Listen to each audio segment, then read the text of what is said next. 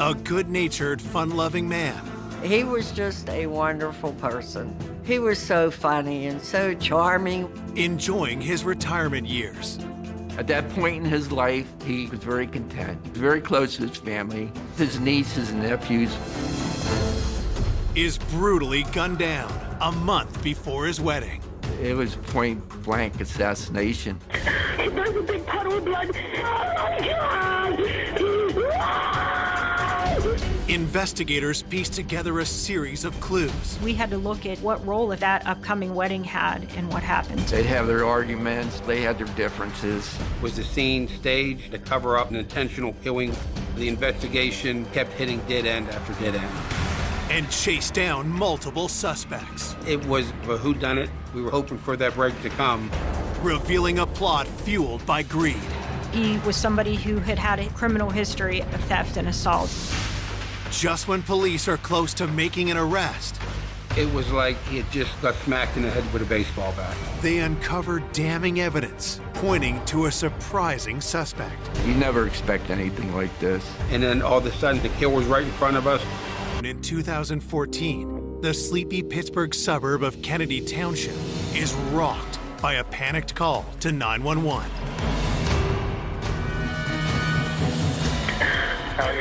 What's going on? I just come home from work, and my husband, he's been on the ground. He's dead. There's a big puddle of blood. Police, fire, and ambulance are coming, okay? Oh, my God!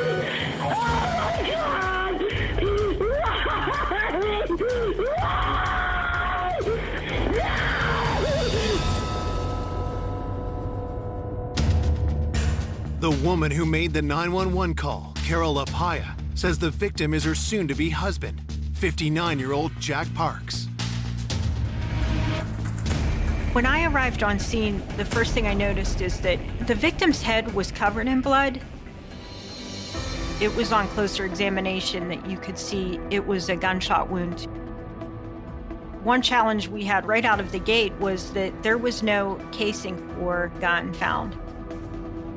We don't move his body until it can be photographed. It was possible there was a gun underneath him that no one had seen, so we weren't 100% sure if the gunshot wound at that point had been self-inflicted or homicide. We looked for a while. Unfortunately, we didn't find any type of gun.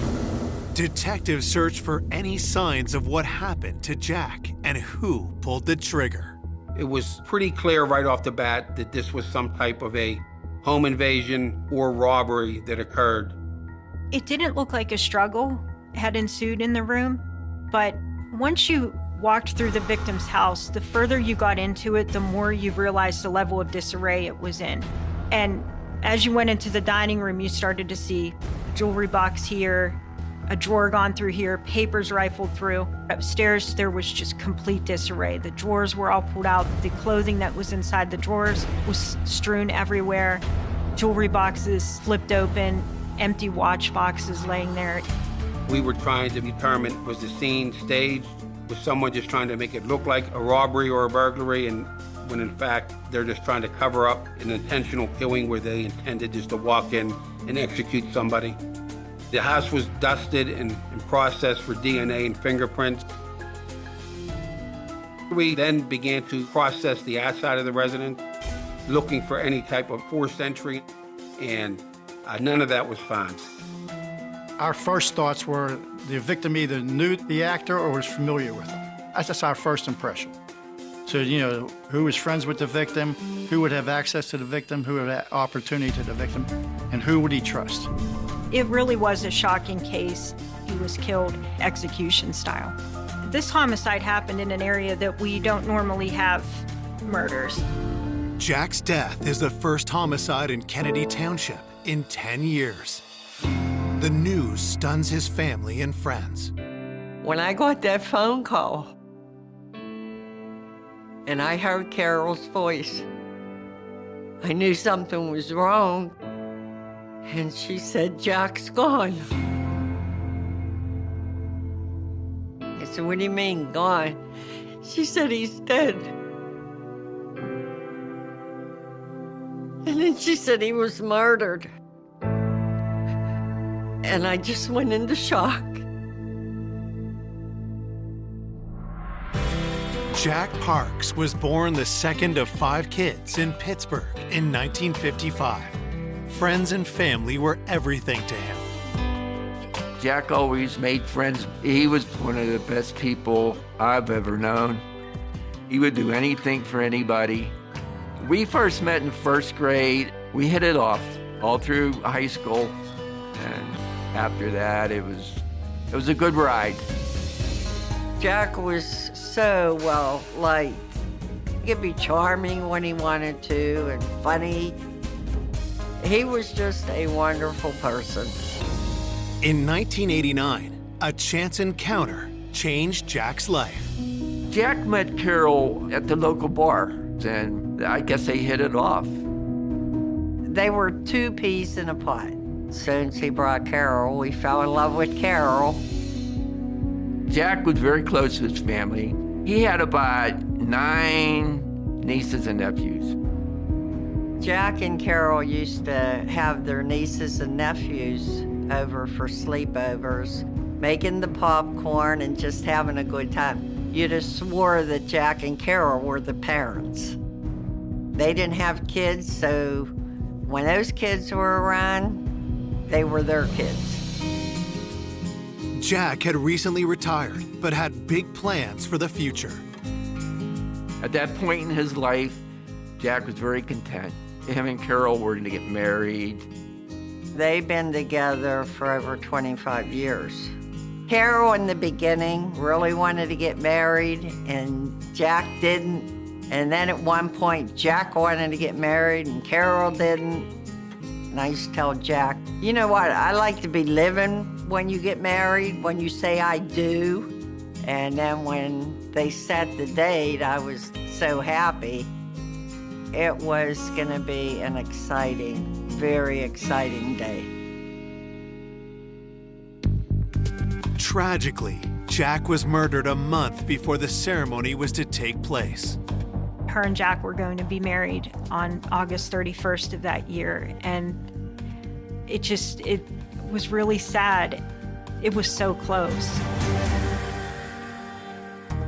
At 5 p.m. on July 21st, 2 hours after Carol found Jack dead, police questioned her at the station. Talking to Carol was so important because, first of all, we had to determine whether she was or wasn't involved, and we wanted to just get the best timeline from her.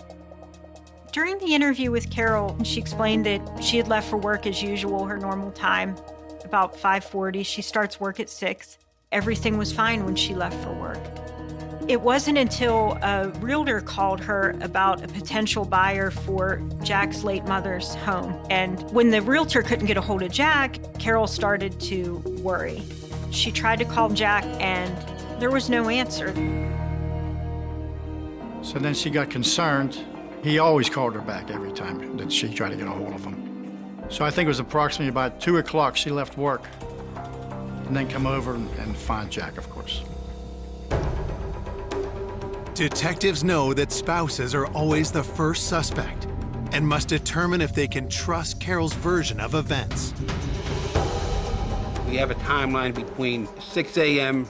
to 3 p.m. when she returns home. In some cases, you know, if a person's a cold-blooded killer, they may have killed him before she left the house, and then all of a sudden she finds him, and, you know, and the killer's right in front of us. Her demeanor, she was very upset, but you can't take a chance by skipping a stone and not trying to look at her.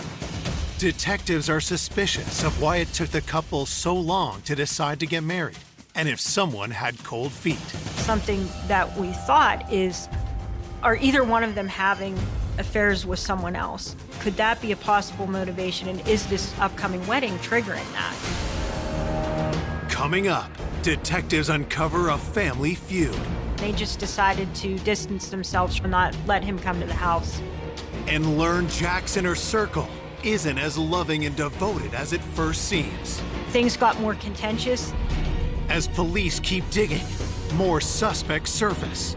We learned of several burglaries. They had concerns about the employees. they hire criminals. Just when the investigation is about to hit another dead end, We had no idea who would have done this. detectives make a crucial discovery. It was exactly what we needed. When we got the phone records back, it was, oh my God. That was Kennedy Township Police are investigating the area's first homicide in a decade. 59-year-old Jack Parks was found dead in his home by his fiancée Carol in what appears to be a robbery. But since there was no forced entry, investigators try to determine if this was actually a staged attack and if the motive was something more personal. when we interviewed Carol, we had to look at what role, if any, that upcoming wedding had in what happened. We had to start looking at every aspect of their lifestyle. What were the family dynamics? We had to chip away at a number of things in their life, things that happened that day, but also things that might have happened in the past that could be a motivation for this murder. They had their differences. They'd have their arguments, but it wasn't my point to get involved in their squabbles. We kept talking more and more about any kind of problems that they had had in their home. And I asked her, do either of them have a gun? And she said that they did not. Carol says she would never do anything to hurt the love of her life. She wanted to marry him. Jack was her soulmate. Jack and Carol, they loved each other. They felt they were already married. To everybody, they were husband and wife years before, the wedding was planned. Carol was very upset. It was very difficult to talk to her while she processed that emotion, but then to still get the information we needed to keep moving the investigation forward. To me, that was a sign that she wasn't involved. With suspicion shifting from Carol for now, investigators explore whether theft was the main motive. The bedroom was ransacked. The mattress was disturbed. Things were emptied out of drawers. Carol had indicated to me some items that should be there. Their wedding rings that they had bought. Jack collected some coins. He had some expensive watches. She indicated that the watches should be in the boxes. When we first processed the areas of disarray, none of those items were there. That was our first big clue to go off of. I knew that if we could find that jewelry, we could find who was involved. We didn't know if the person who took it might have given it to someone else, but we had to start with where is it, who has it, and how did they get it. The next morning, the autopsy report comes in. He was taken out with one shot and to the right side of his head. It took it to a level where that is someone who probably came there with the intent to either use that weapon to intimidate or control Jack. There was a projectile that was recovered from his skull, and we were able to determine that we were looking for this .380. So that was a good start for us. Now we knew what kind of gun we were looking for.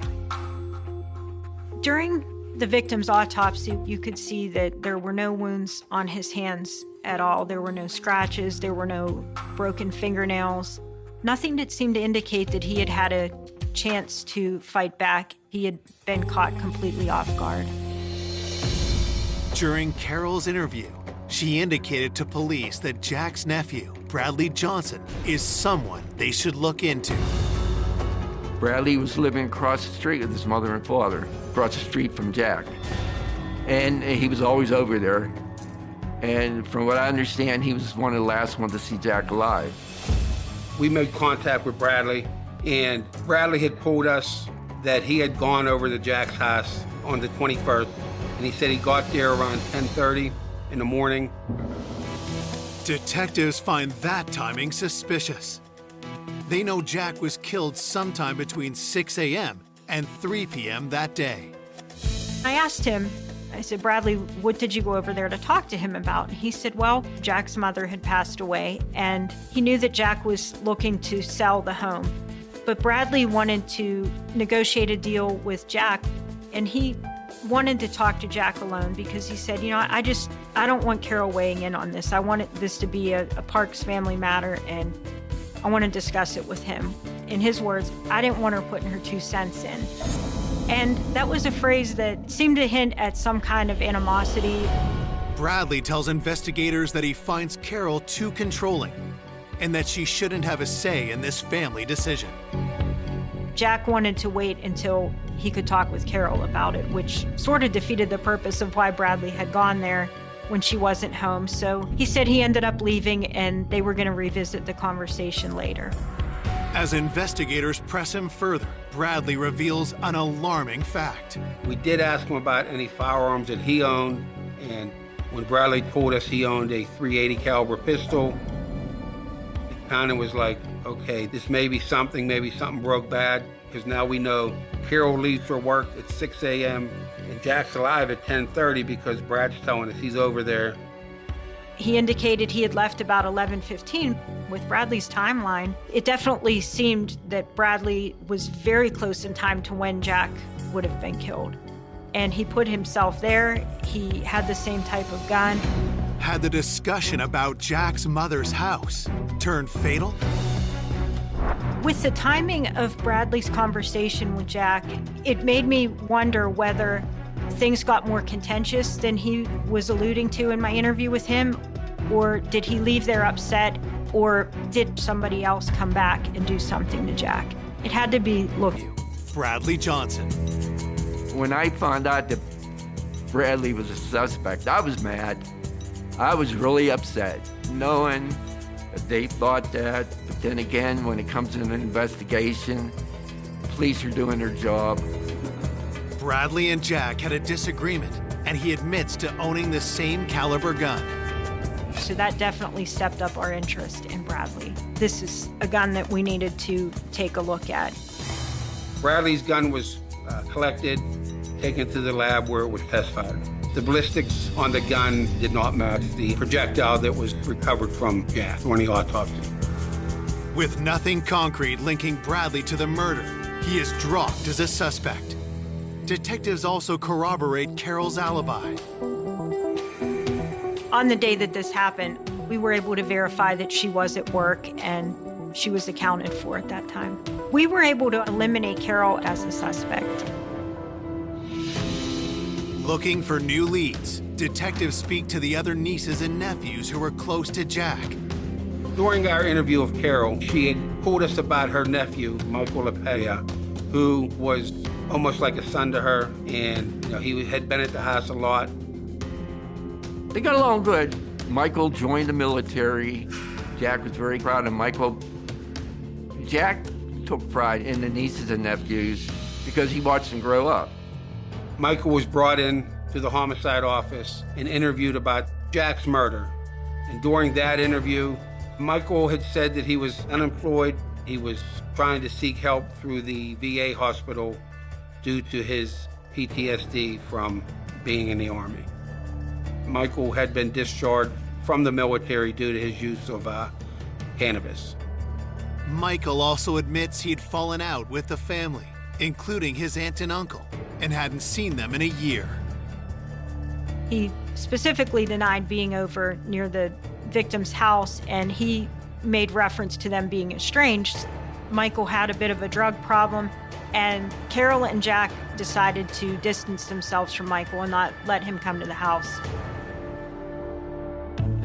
Detectives still need to know where Michael was when Jack was killed.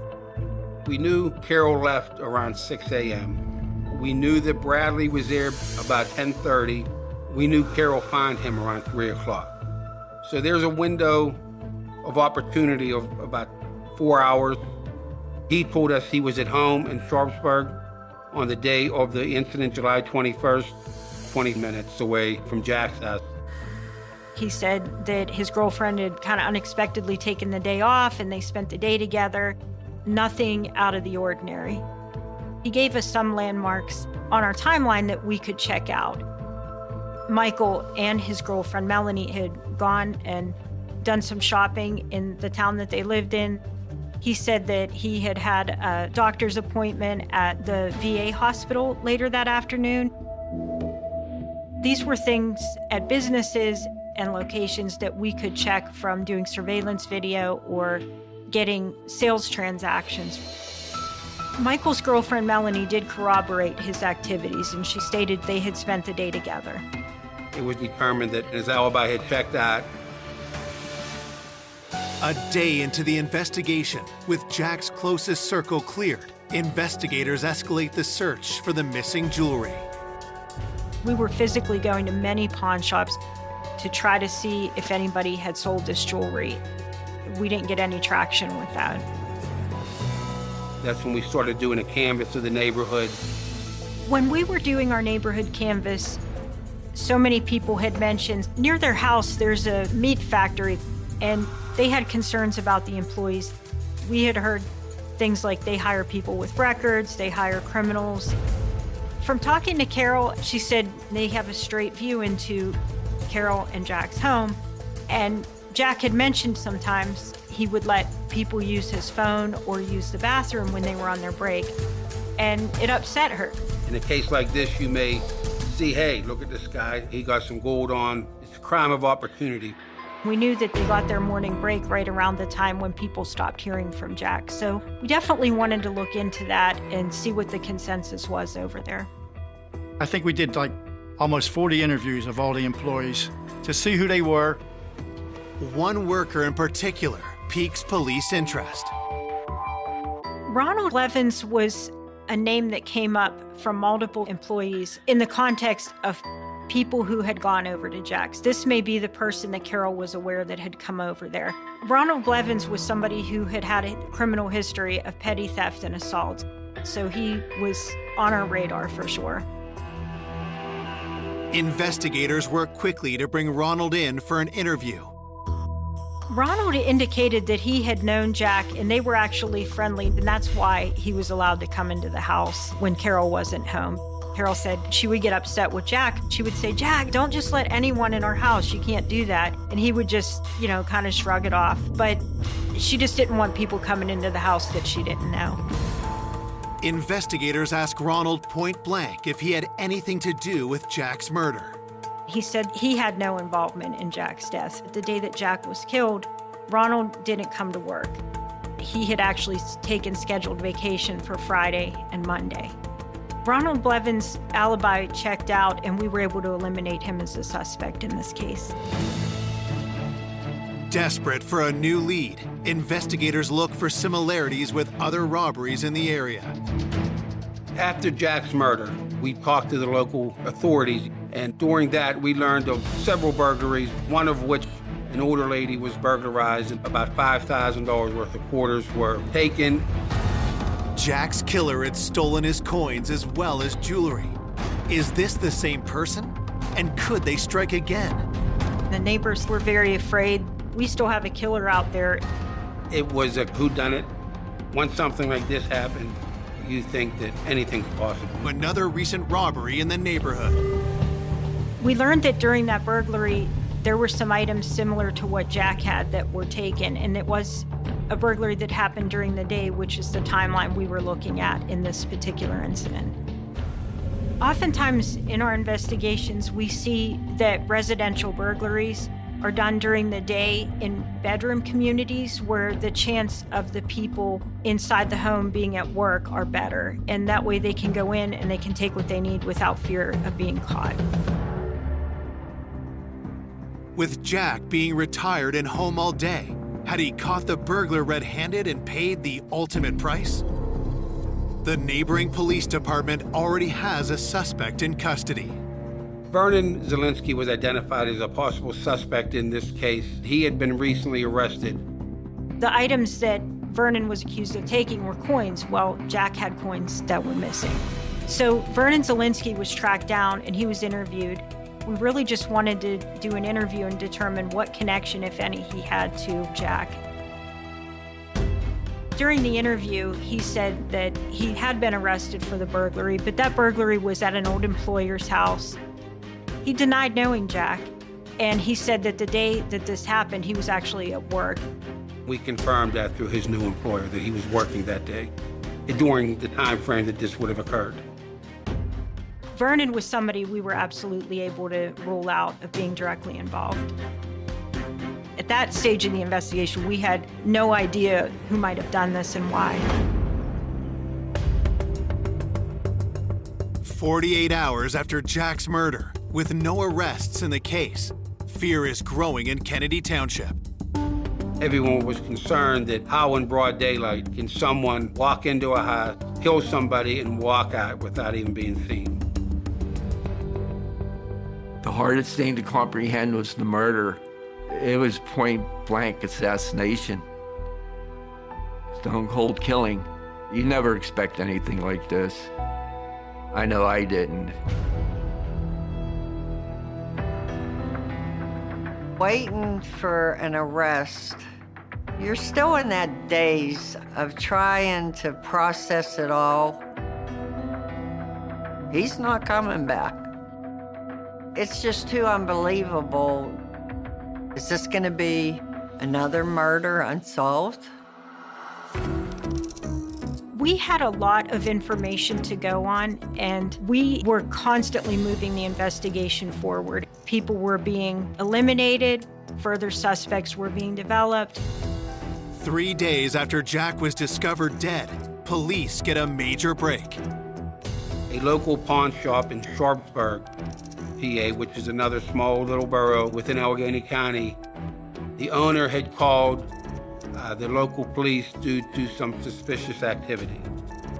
On the day of the incident, July 21st, he said a gentleman came in with a cachet of gold and was trying to sell it to him. What the employee found to be concerning was, first of all, the jewelry was manipulated. It was very distinguishable pieces, but they had been, it seemed to be hammered or just manipulated in a way that would make them hard for law enforcement to identify. It threw up a red flag to him, but also he seemed to think that this was a person who had sold him stolen jewelry in the past. So he didn't buy the jewelry, but he also had the foresight to know he wanted to see where this jewelry might have come from. He knew it was important to get a picture of it. So he took a photograph of the items that this person was trying to sell. He provided us with the photographs, and they were taken to Carol, who viewed them. She became very upset. She started crying, and she said, "That's our jewelry." It felt like we were closing in. Based upon the photograph of the jewelry, we were able to get that out to the local department. They could share it with the pawn shop owners in town if anyone comes in with this. Investigators hope they can identify the seller. The pawn shop owner was able to give a good description of the person who brought the jewelry in. A younger white male, black hair, and thin build. That description was provided to the local police chief in Sharpsburg, and he thought that fit the description of the white male from that area. It gave us a very good lead in this case. A photo array was put together to include 8 individual photographs, and they were shown to the shop owner. We have a set of instructions that we give them, and we say, the person that we're looking for may or may not be in here, but if you see the person indicated on the lineup. So once he reviewed the photo array, he did identify who that person was.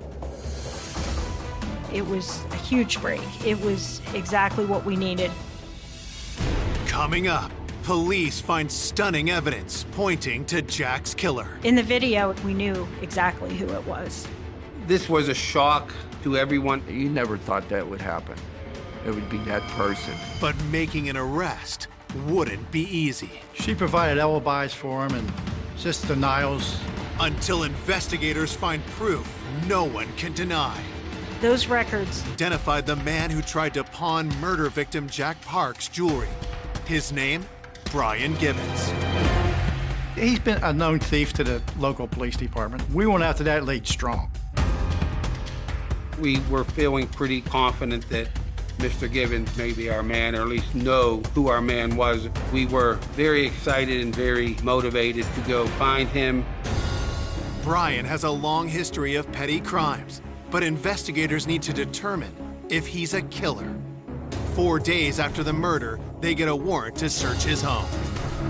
Specifically, we were looking for any of the very distinguishing items that Jack Parks had.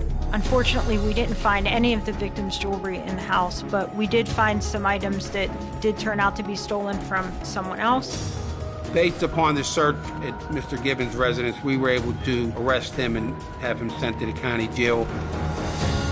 Investigators questioned Brian about Jack's missing jewelry. He said that he didn't have anything to do with it. At that point, we were trying to determine if perhaps he'd been given some jewelry to sell, that maybe he didn't know its origin and he went to go sell it. We really just wanted to see if we could come up with any connection to rule him either in or out on the homicide of Jack Parks. Brian tells detectives he doesn't know the victim and has never been to his home. He said he had no connection to Jack at all. He denied having any knowledge of the Jack Parks homicide. We asked, well, what's your alibi? And he goes, I was arrested for entering an abandoned house that day. And that was confirmed. Brian was not the killer. He had a solid alibi. It was clear that he was not the same individual who had come in to the store on that Monday that tried to sell the jewelry. The pawn shop owner mistakenly identified the wrong person. The investigation kept hitting dead end after dead end. We thought we had it, but then once we eliminated him, we took a pause. We had to step back a minute, not start all over, but then keep everything else in perspective. While detectives hunt for new leads, Jack's loved ones struggle with their grief. Instead of looking forward to Jack's wedding, 5 days after his murder, they attend his funeral. When he told me he was going to get married, his brother and I would have stood up for him. I was proud because I was never a best man. And there I was, carrying his casket.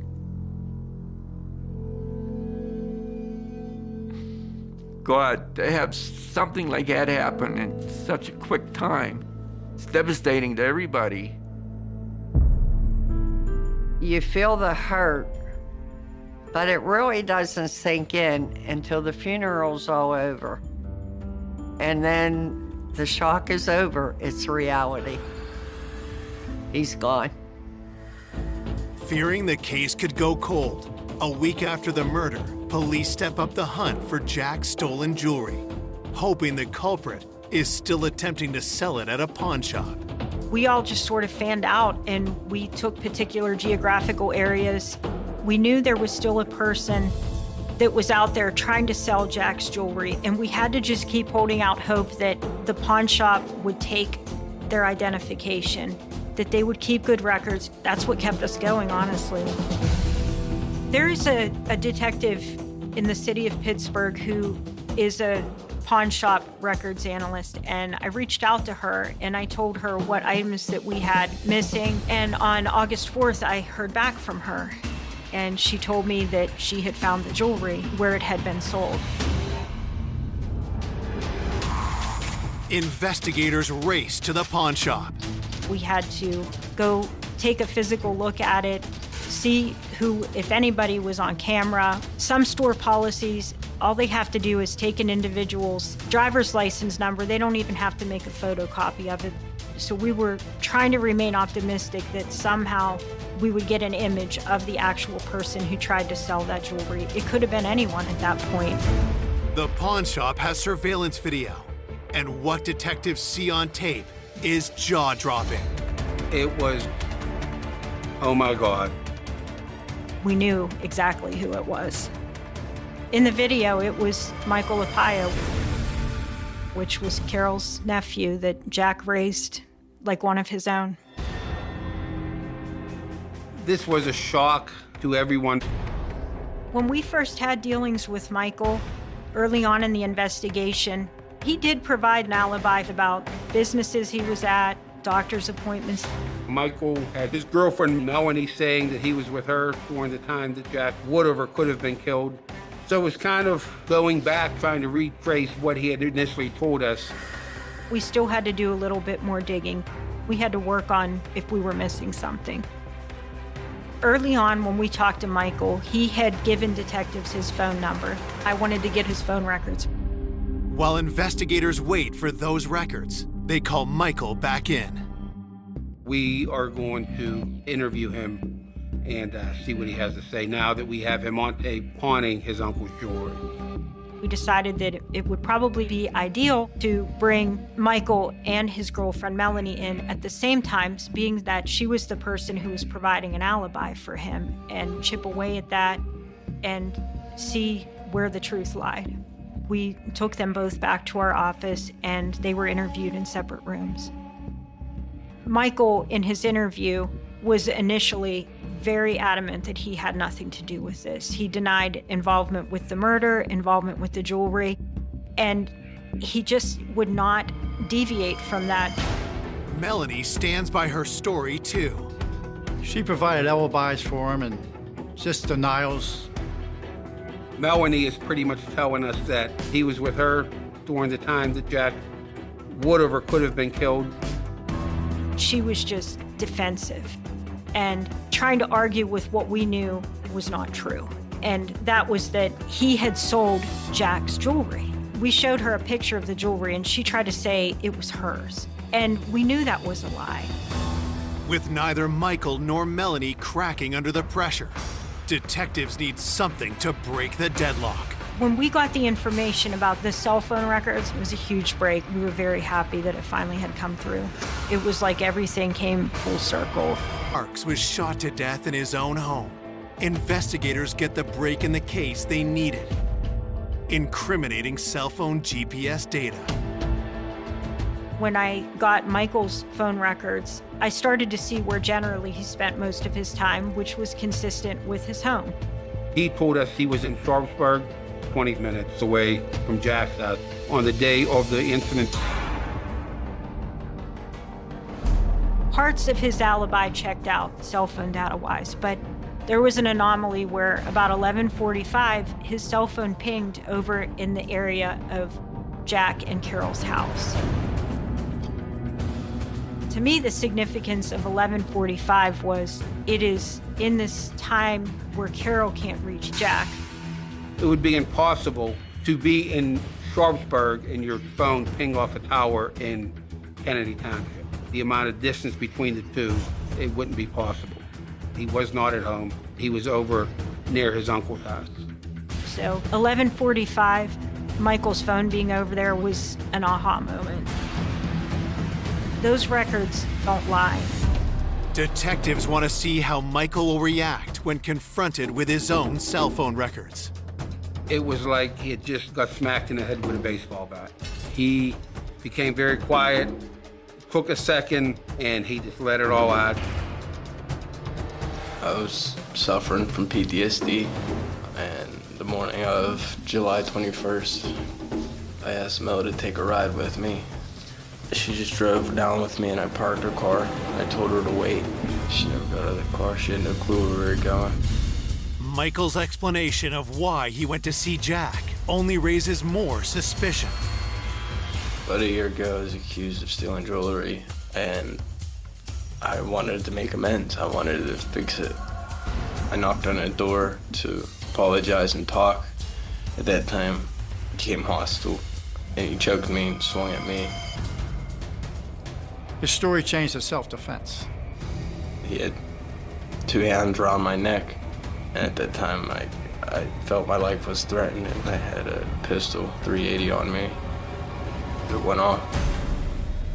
Reconciling that just wasn't possible. Jack was shot one time right close to his ear. Basically, someone held a gun to his head and executed him. He fell to the floor, and I panicked. Ren grabbed jewelry, and I left. Michael tells detectives he sold the jewelry for $1,000. Even more shocking is what he spent the money on. You stated that that's one of the people you sometimes purchase narcotics from. Yes. I gave him about $600 to $700. In addition to that, several days later, what did he give you? He gave me heroin. Michael was following a path of substance abuse that was getting to be more addictive drugs, and his use was increasing. It wasn't recreational anymore. It was more the behavior of an addict. It was heartbreaking for us to know that someone who was almost like Jack's son, a very close family member, would do something like that in exchange for a couple of dollars to get high. I believe Michael went to that house to take jewelry. He knew Jack was there, and the only way he was going to get that jewelry is if Jack was dead. He walked up to the house, and as soon as Jack met him at the door and turned his back to him, he shot him, and he fell, and he died instantly. On August 5th, 2014, Michael LaPaia is charged with first-degree murder. To say to Carol, we know who did this, it was hard, but the hardest answer that we had for her is when she said, Michael who?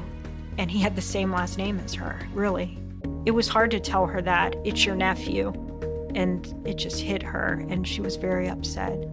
You never thought that would happen. It would be that person.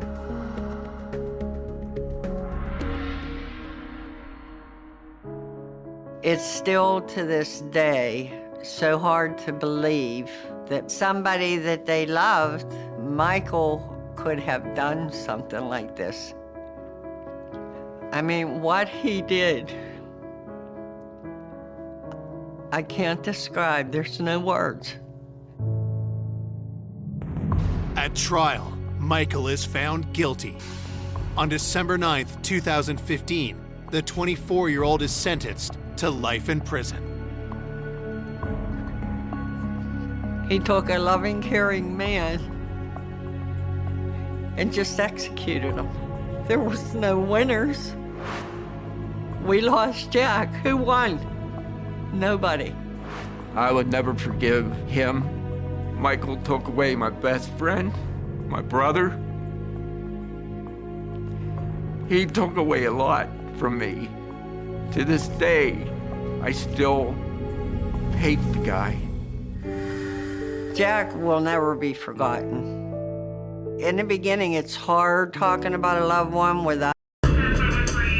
When a young woman vanished, family and friends discovered her secret life. The political appointee carried on an illicit affair with a wealthy, married man. Investigators suspected that her ex-lover was responsible, but they had little physical evidence to support their theory. In order to bring him to justice, the FBI would have to go undercover and turn brother against brother.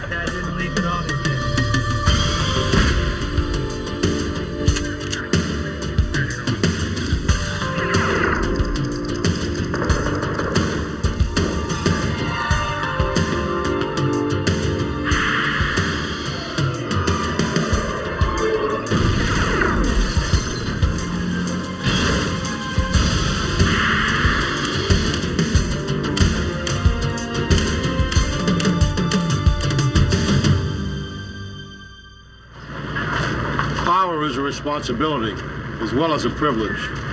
But in the wrong hands, power can corrupt.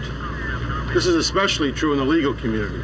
For former Deputy Attorney General for the state of Delaware, losing sight of his sworn oath to uphold justice would prove lethal. I'm Jim Kallstrom, former head of the FBI's New York office. When a prominent attorney tried to put himself above the law, it was up to the FBI to prove that justice is blind. Philadelphia, Pennsylvania, Thursday, June 27, 1996.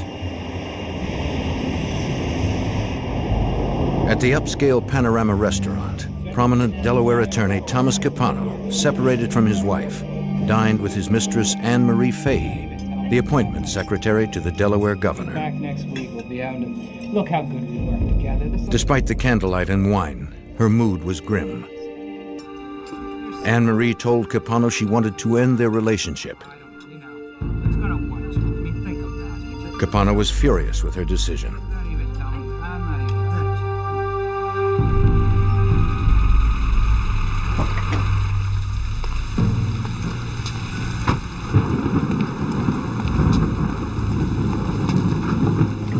After dinner, Capano drove Anne-Marie to the Wilmington, Delaware house he rented since leaving his wife. He insisted she come inside to continue the conversation.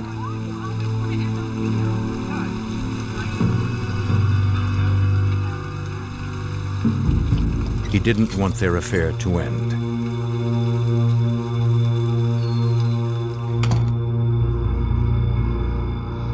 2 nights later, Anne-Marie failed to show up for a dinner party with her sister Kathleen. Concerned, Kathleen arranged to meet the Delaware State Police at Anne-Marie's flat. She explained that no one had heard from the governor's secretary since Thursday. They found unpacked perishable groceries on the kitchen counter. Kathleen called Michael Scanlon, a successful banker and Anne-Marie's close friend, to see if he had seen her. He was supposed to pick her up for the dinner party, but Anne-Marie never returned his calls. This is out of character for her? He has everything always put in its place. I just don't understand. Anne-Marie's family knew her to be neat and orderly, yet her apartment was in disarray.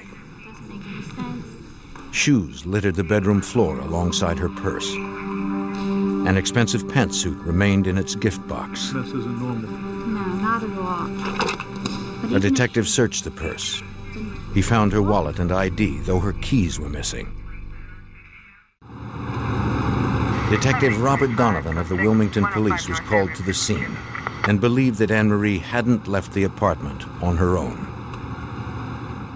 From the information that they're providing, they said she's not the type of person to leave, go walking around the neighborhood, or to go somewhere without letting somebody know where she's at.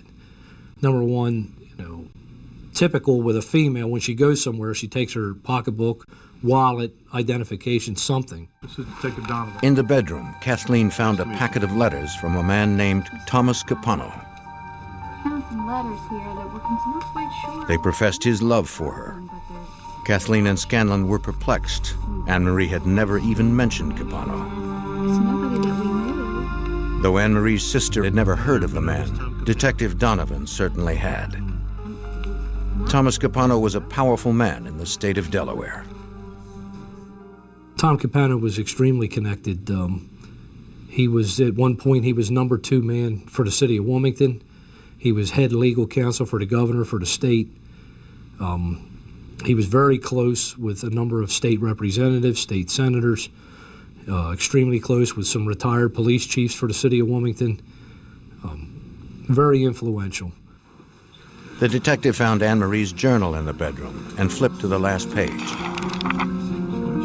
The diary entry evidenced her relief at ending her love affair with Capano. It read, "I have finally brought closure to Tom Capano. What a controlling, insecure maniac."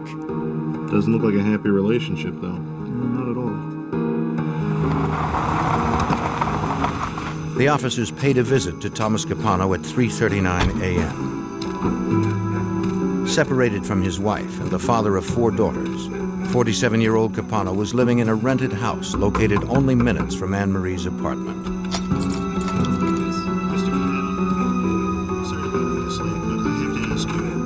Capano confirmed that he had a relationship with Anne-Marie, but claimed that it was long over. According to him, the couple had parted as friends. He told the detectives that he had dinner with her on Thursday night in Philadelphia. Afterwards, he brought her back to his house briefly to give her a gift and some groceries she needed. Then he took her home. When asked, Capano claimed he had not seen Anne-Marie since, nor was he surprised that she was missing.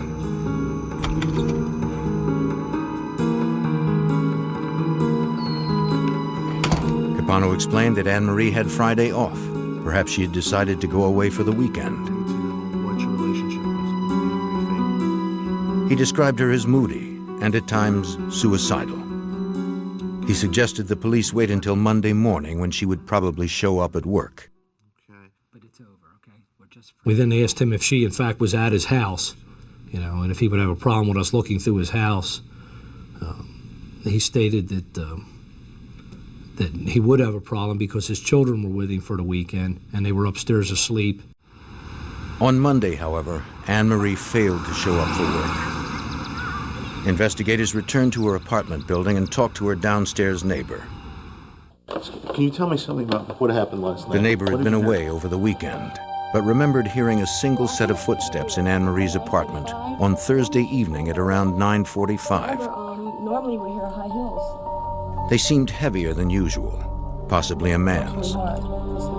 She heard nothing more after that night.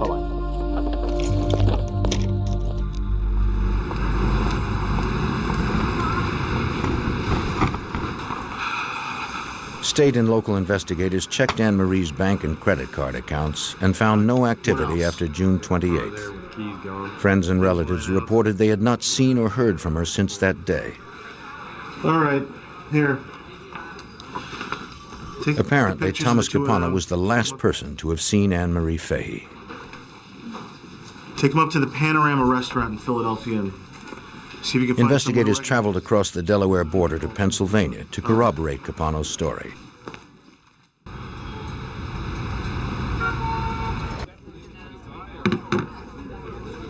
They spoke to the waitress who served the couple on June 27th at about 7 p.m. She remembered the evening and recognized Thomas Capano and Anne Marie Fahey from the photos. Yeah, that's her. She wasn't really happy. She wasn't. The waitress recalled that the pair seemed tense. Anne Marie said little and hardly touched her food. After she handed the bill to Capano, he passed it to Anne Marie, who signed his name on the charge slip. The waitress never overheard any of their conversation since the couple stopped talking each time she approached the table.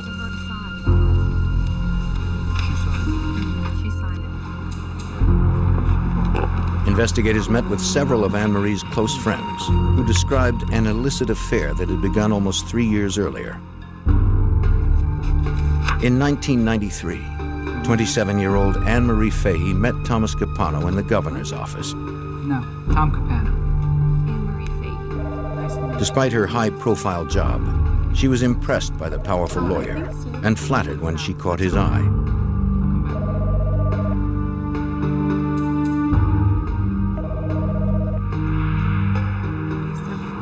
Investigators learned that while Capano showered Anne Marie with expensive gifts, he only romanced her in out-of-the-way places to avoid being seen.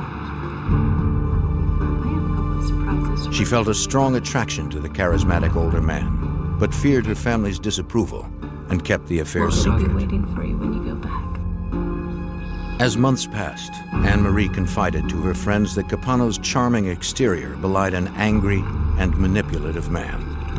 He understood love only in terms of control. She told her friends that she couldn't trust him. By the spring of 1996, his manipulation and anger had damaged their relationship beyond repair. Capano told Anne Marie that he had separated from his wife so they could stop hiding. I don't even want to talk to you about this. I don't even want to talk to you about this. You know how much I give. Anne Marie wanted out. Capano refused to let go.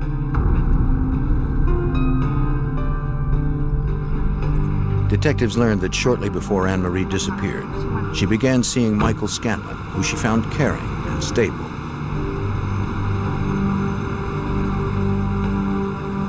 It was the relationship that she had always hoped for.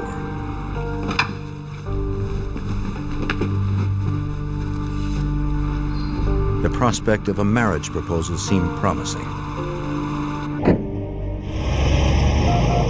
Thomas Capano continued to pursue her. Anne Marie told friends that Capano was stalking her. She was scared and wanted him out of her life. Capano refused to accept the rejection. Well, Tom Capano had never been told no before. He thought that he could control everything in his life and everything in everybody else's life. Finally, somebody, Anne Marie Fahey, stood up to him and told him, no, I've had enough, and Tom couldn't handle it. The Fahey family posted a $10,000 reward for information relating to Anne Marie's disappearance. Over the 4th of July weekend, hundreds of concerned citizens helped police conduct a massive search of the local park where Anne Marie often jogged. The governor himself joined in the hunt. Thank you for everybody who knows and loves Anne Marie. They found no trace of the missing secretary. The case became a federal investigation since Anne Marie, a resident of Delaware, was last seen in Pennsylvania. Special Agent Eric Alpert of the FBI's Wilmington field office offered his help. I contacted Robert Donovan, asked him if we could be of any assistance. He said we could.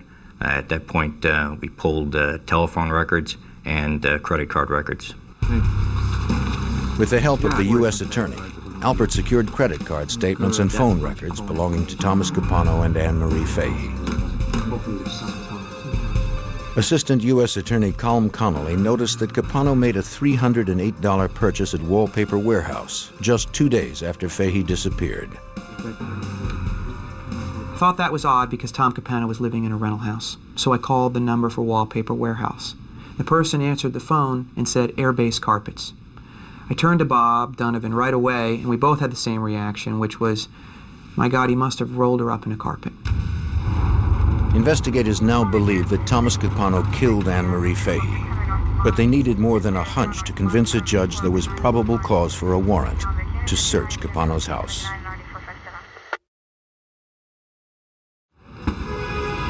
In July of 1996, agents and local detectives focused on attorney Thomas Capano, who they suspected was responsible for the murder of his former mistress, Anne Marie Fahey. 2 days after she vanished, Capano had purchased a new carpet. For Assistant U.S. Attorney Colm Connolly, it raised suspicions that Capano had concealed Anne Marie's body in a rug and removed it from his house. Up until that point, we had probable cause to believe that Tom Capano had played a role in the disappearance of Anne Marie Fahey. But what we didn't have was probable cause that we'd find evidence in his house. I really wanted to call you in to ask. Hoping to establish probable cause in order to obtain a search warrant, investigators learned that Capano's housekeeper had cleaned his home 4 days before Anne Marie's disappearance. She added that Capano canceled her service the following week, claiming that the house didn't need cleaning since his children hadn't stayed over. The detective quickly noted the inconsistency in Capano's story. On the night he was questioned in his home, the attorney claimed his children were upstairs asleep. 3 weeks later, the housekeeper returned to the residence and noticed something that struck her as odd. The love seat and carpet from the living room were gone. In their place sat 2 chairs and a brand new carpet. This simple observation gave Assistant U.S. Attorney Colm Connolly all he needed to move forward.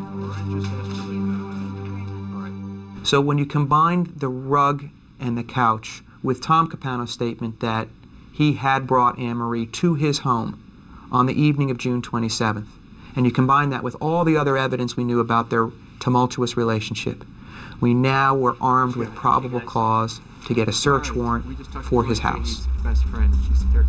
Connolly and FBI agent Eric Alpert prepared an airtight 37-page search warrant for Thomas Capano's Wilmington home, serving it on July 31st, 1996. Detective Robert Donovan didn't know what they'd find, but they knew where to look.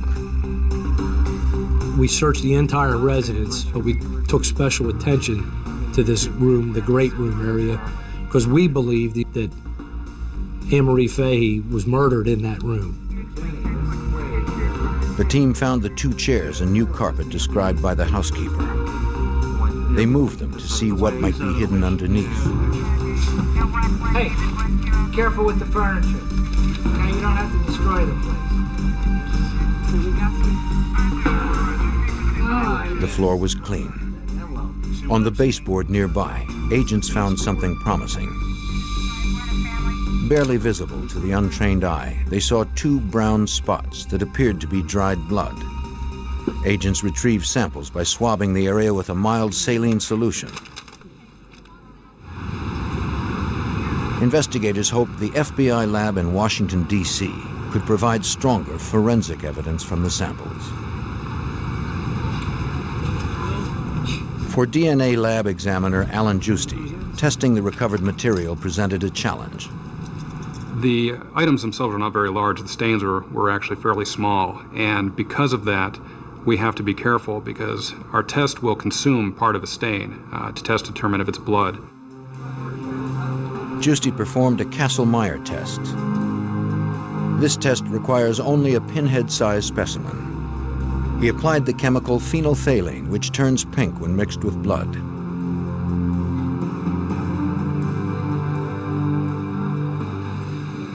The test worked. For Agent Eric Alpert and the team, the discovery was important. This is very significant because at this point we had no murder weapon and had no other physical evidence in the case, so finding blood was very important to us. We needed to find whose blood that was and whether it matched Anne-Marie Fahey's blood. It was impossible to determine whether the blood belonged to Anne-Marie without DNA samples from her or her parents. Samples from her siblings would be too disparate to provide solid results. Unfortunately, Anne-Marie's parents were deceased. Anne-Marie's brothers and sisters provided investigators with a possible lead. A check of the missing woman's calendar book revealed that she had given blood a month before she disappeared. Agents went to the blood bank to subpoena the sample. Detective Daniels, Police Department. It was too late. Really important in this case. Her blood had been reduced to plasma and shipped overseas. There was only a slim chance it could be retrieved. Nothing we can do. Worse yet, DNA-rich red and white blood cells had been removed, and extracting DNA from plasma alone is next to impossible. As the investigation slowly moved forward, Thomas Capano continued to live a life of ease.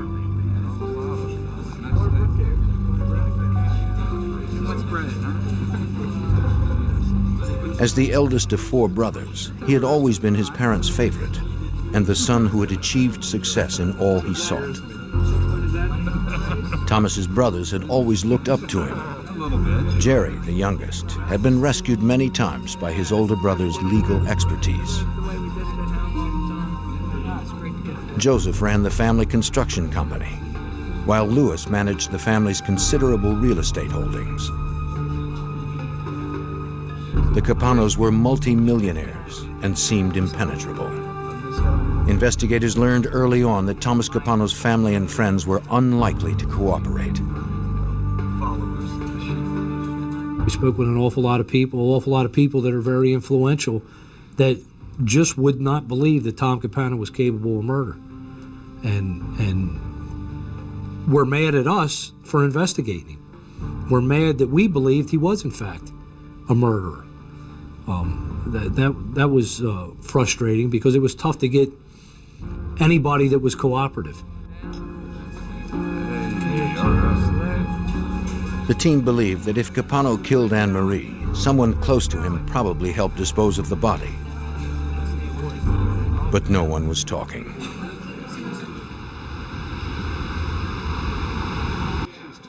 With no body, no DNA sample, no murder weapon, and no cooperation from his cohorts, the federal case against Thomas Capano was weak. On August 6th, Agent Alpert received a call from Sean Taylor, a project manager in Louis Capano's development company.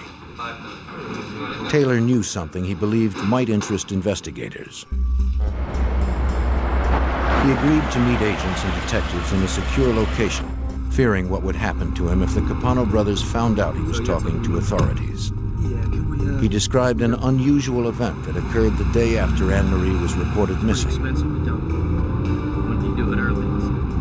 they give you any reason why they did that? He advised us he was a project manager at one of the Louis Capano and Associates construction sites.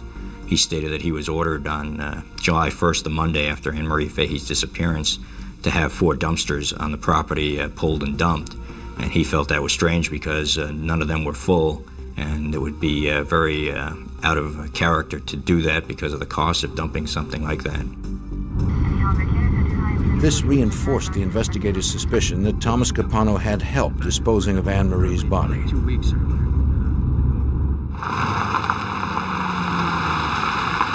Louis Capano's development company was served with a subpoena for the dumpster records, as investigators began to turn up the heat on the powerful Capano family. Louis, I need to talk to you. Here, go ahead and take these. Get with Bob.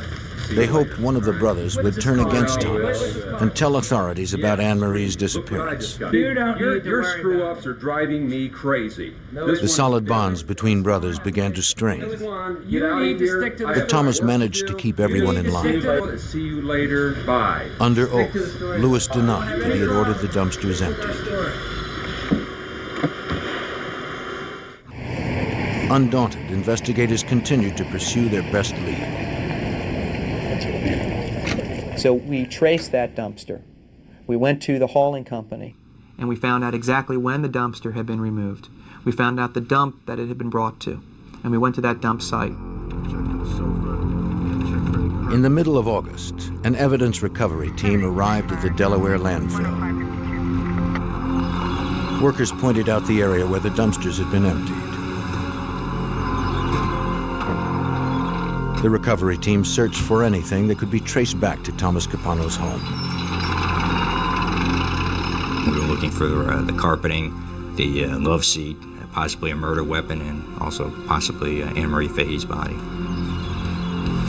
For 4 hot, grueling days, FBI agents scoured the landfills. They found nothing. The investigators finally walked away, tired and frustrated. Despite their strong suspicions, they didn't have enough evidence to bring charges. To agents, detectives, and prosecutors, it looked as if Thomas Capano had gotten away with the perfect murder. In August 1996, FBI agents and Delaware authorities continued to pursue evidence against Thomas Capano for the murder of his former mistress, Anne Marie Fahey. She had been missing for 8 weeks and was presumed murdered by her wealthy ex-lover. As FBI agent Eric Alpert explains, investigators had no physical evidence to support their theory.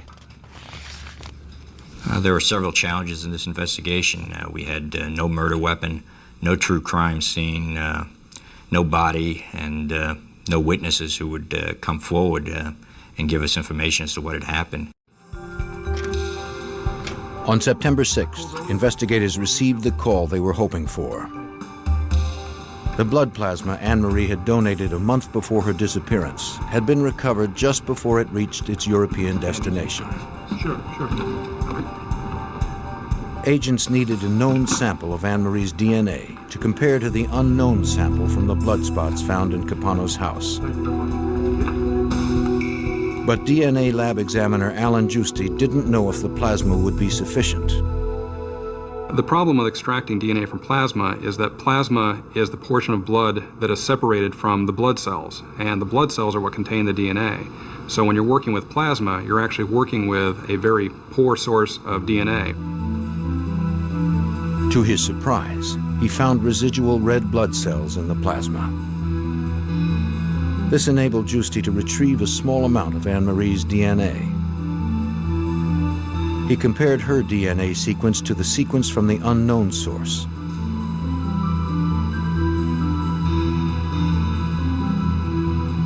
They matched. There was only a minute chance that the blood spots from Capano's house did not belong to Anne Marie Fahey.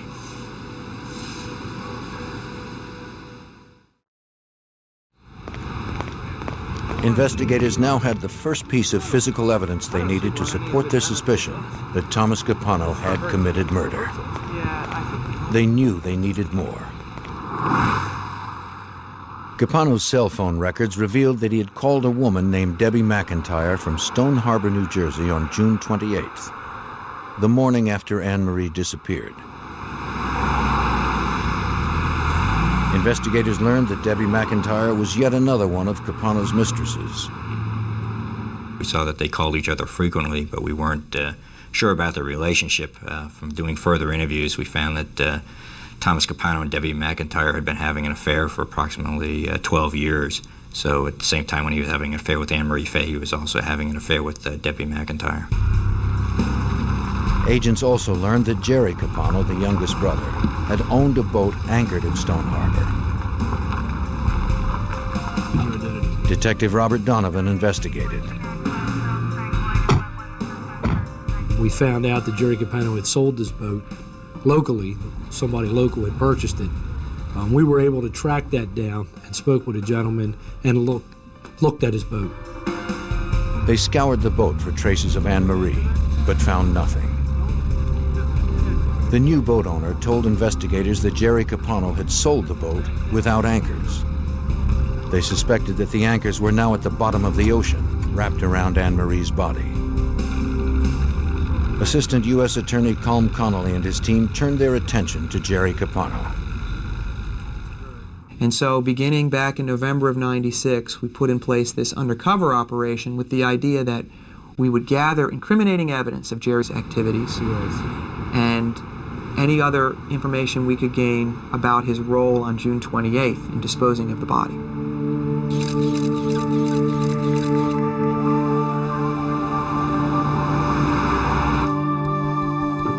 If agents gathered enough evidence to bring federal charges against Jerry, they could pressure him to talk about his brother's role in the murder. For 11 months, undercover agents tracked Jerry's every move. They learned that he frequented bars and nightclubs and used illegal drugs. They also learned that he collected firearms, a federal crime for a known drug user.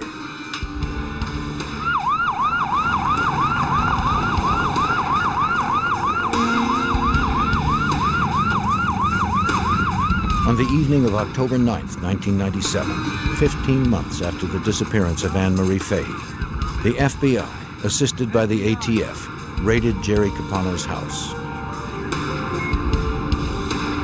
He was caught completely by surprise.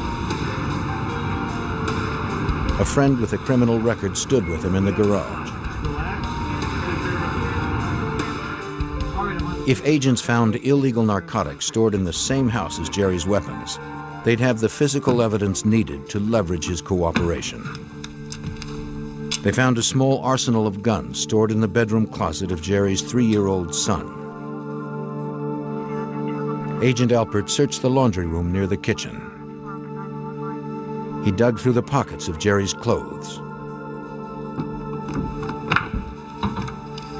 Jerry's collection of rifles and handguns wasn't illegal per se, unless they found illicit drugs on the premises. Agent Alpert found them. He recovered cocaine and marijuana. Now investigators had what they needed to charge Jerry Capano with felony firearms violations. They could also levy child endangerment charges. They did neither.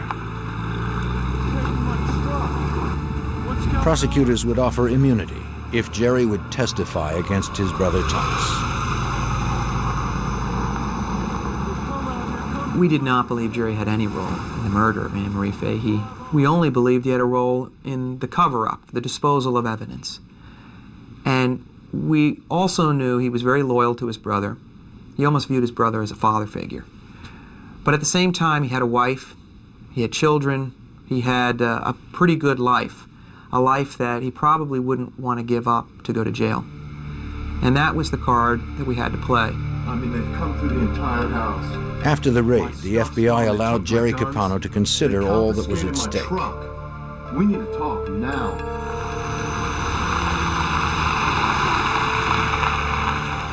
He was forced to choose between his brother and his wife and children.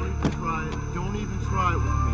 They came here, The pressure upon Jerry Capano was enormous. Not only was he one of Thomas Capano's closest allies, he was his brother. Investigators weren't certain if Jerry would crack. Even if he did, they had no way of knowing if he could help them bring the powerful Thomas Capano to justice.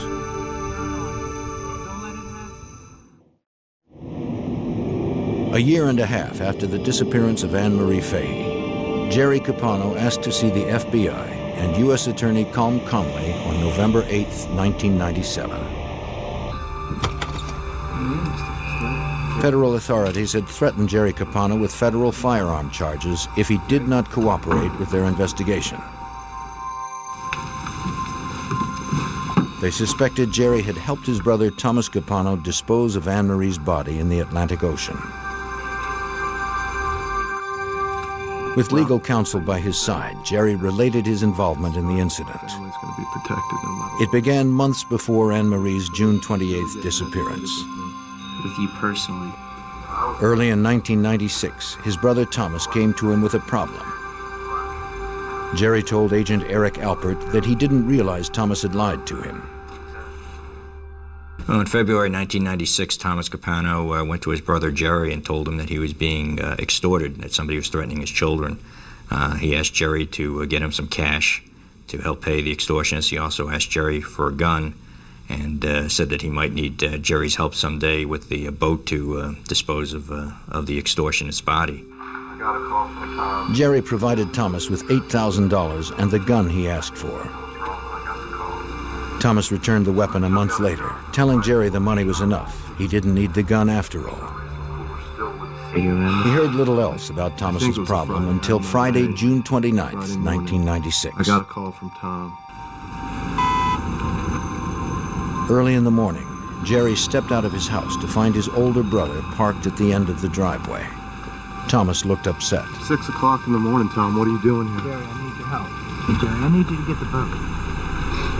I don't want any part of it. Jerry knew, as soon as Tom asked to use the boat, that Tom had been involved in the killing of somebody. And Jerry said to Tom, "Did you do it?" And his brother said yes.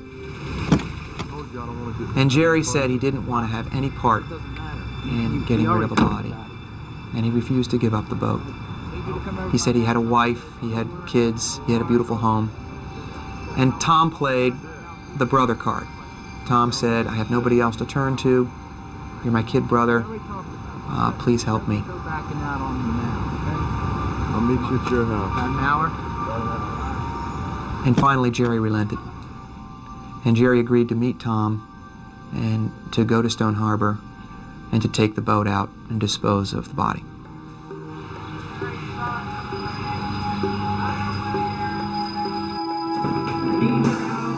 Behind closed doors, they met inside Thomas's garage, where he asked Jerry to help him load a heavy cooler into his truck. He never opened the cooler, but Jerry believed the body of Thomas's extortionist was stuffed inside. All right, let's get the rug. Let's go. Only the carpet remained. What are you going to do with this rug? This thing Go throw it in the ocean. It's not going to sit. Jerry told his brother not to take it on the boat because it probably wouldn't sink. All right, here we go.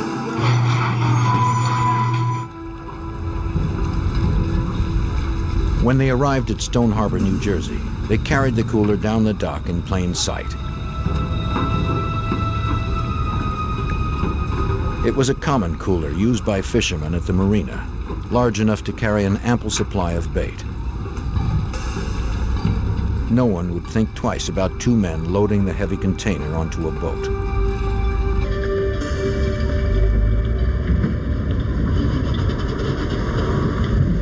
The brothers fueled up and headed for the open waters of the Atlantic.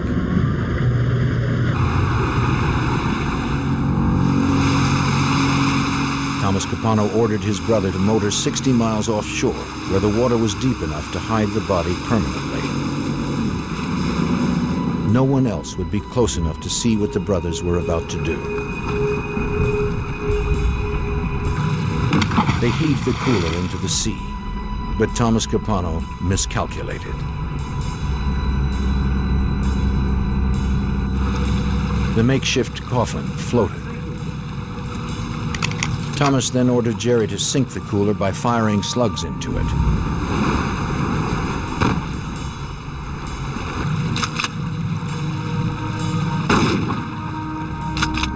The cooler still floated.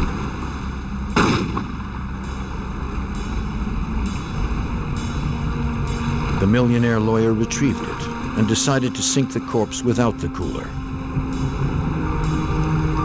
His younger brother wanted no part of it. He moved to the front of the boat while Thomas wrapped the boat's anchors around the body.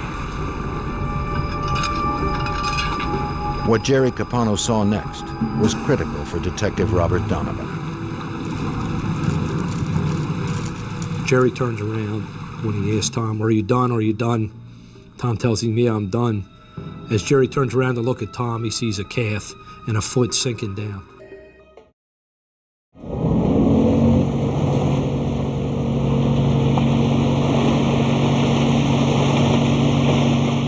On their way back to Stone Harbor, Thomas Capano disassembled the cooler and scattered its parts into the ocean. And Tom said he needed me to come back to the house, that he had something else that I needed to do with him. The work wasn't finished. Wrapped it in anchor chains and threw it over. His brother needed to dispose of more evidence. Tom says, I need your help getting rid of this couch. And Jerry sees a stain on the couch, which would be right about shoulder height, which is a large, he described as a basketball size blood stain. Well, then do something. Then do something about it if it bothers you. Investigators believe the stain was caused by a fatal gunshot to Anne Marie's head.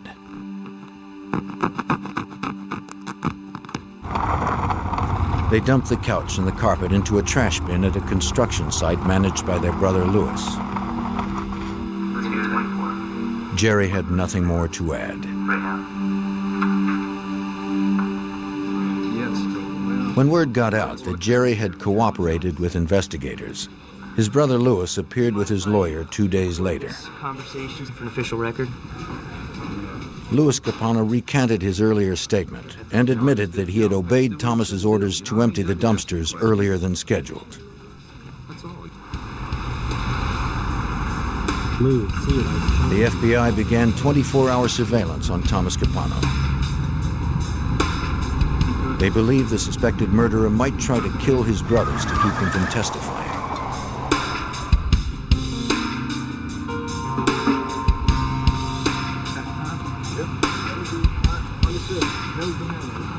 Less than a week later, on November 12, 1997, the surveillance team watched Capano and his brother Joseph loading suitcases into their truck.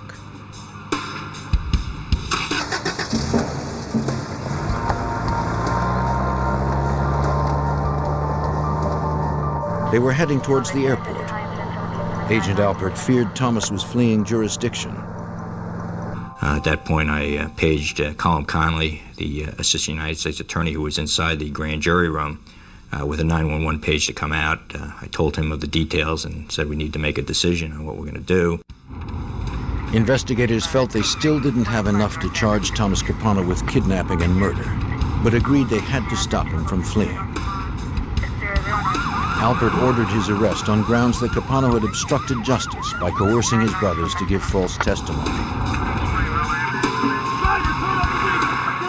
17 months after her disappearance, the suspected killer of Anne Marie Fahey was finally in custody.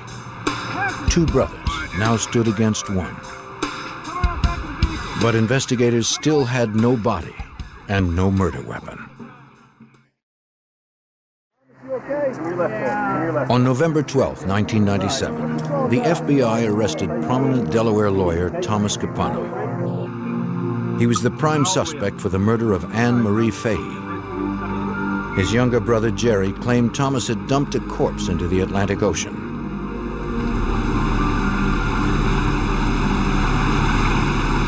Jerry pointed investigators to the area off the New Jersey shore, but they never found Anne Marie's body. Assistant U.S. Attorney Colm Connolly had a daunting task ahead of him. We didn't have a body, and that's always a problem. There have only been a handful of prosecutions in the country that have been successfully done without a body. And in Delaware, prior to this case, there had only been one case prosecuted without a body, and it had resulted in an acquittal. The only physical evidence they had against Thomas Capano were 2 specks of Fahey's blood found in his living room. While investigators prepared the difficult prosecution, Special Agent Eric Alpert learned something that could strengthen their case.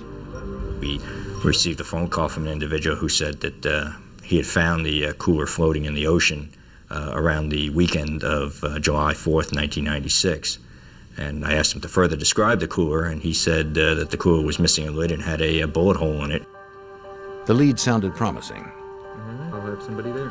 The caller read an article about Capano's arrest that reported a cooler was used in the crime. Sure, I'm on it.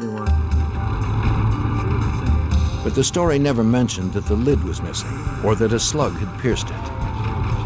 Alpert immediately drove the 2 hours to Bay City, New Jersey to check the lead.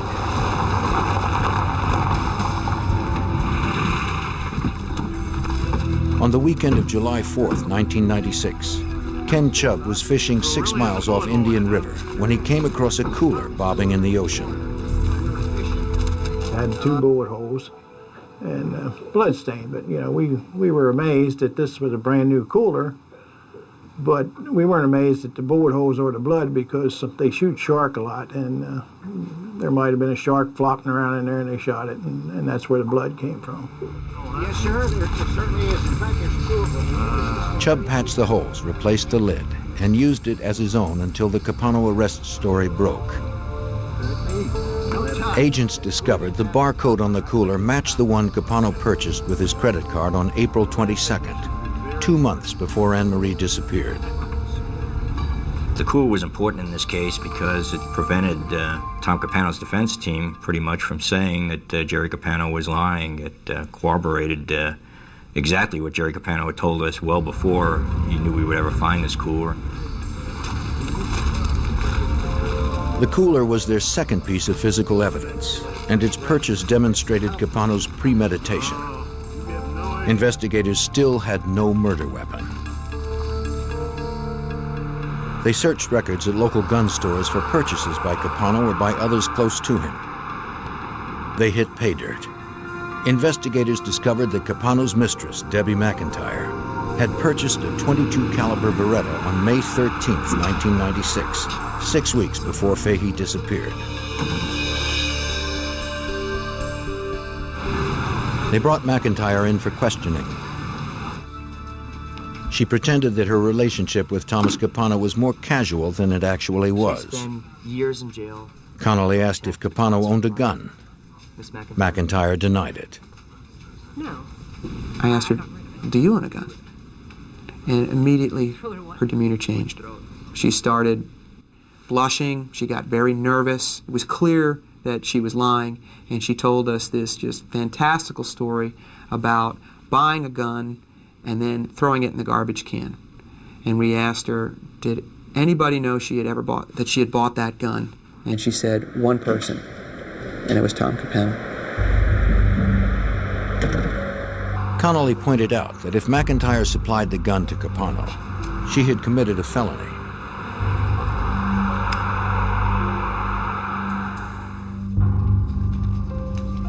Under the advice of her attorney, McIntyre admitted that Capano had asked her to buy the gun in the first place.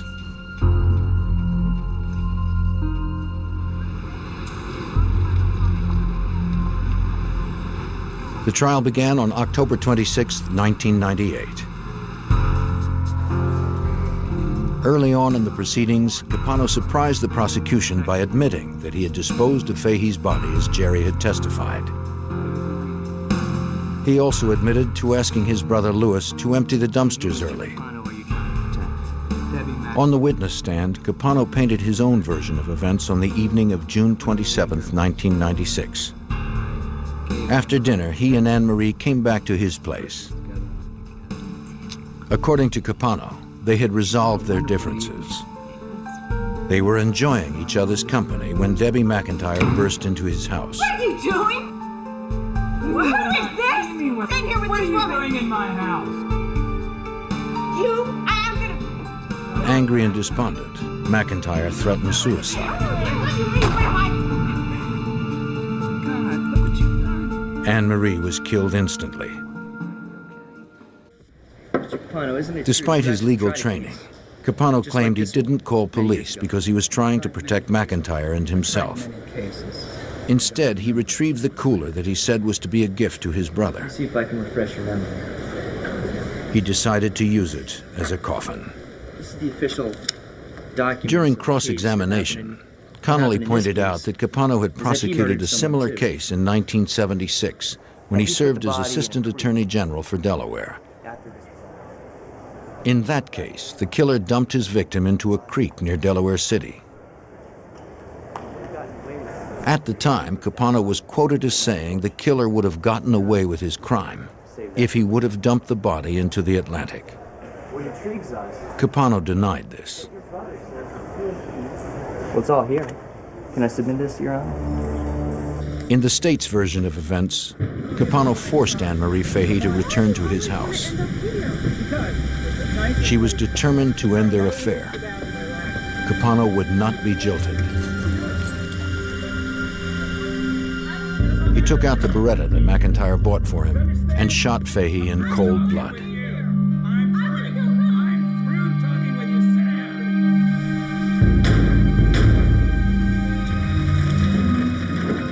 Then he stuffed her into the cooler. At about 9:45 that same evening, he entered Anne-Marie's apartment with fresh groceries and the new pantsuit she would never wear. He carefully tried to cover his tracks as he had planned for months.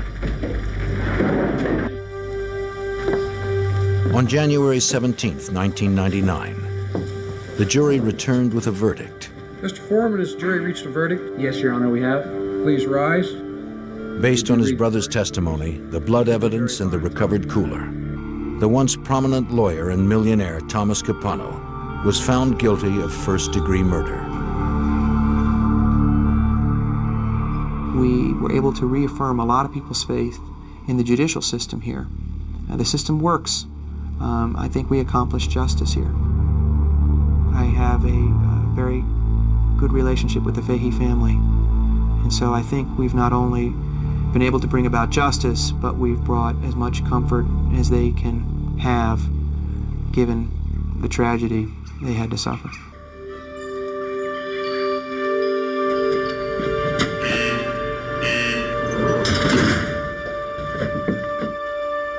The jury went further, sentencing Capano to the gas chamber.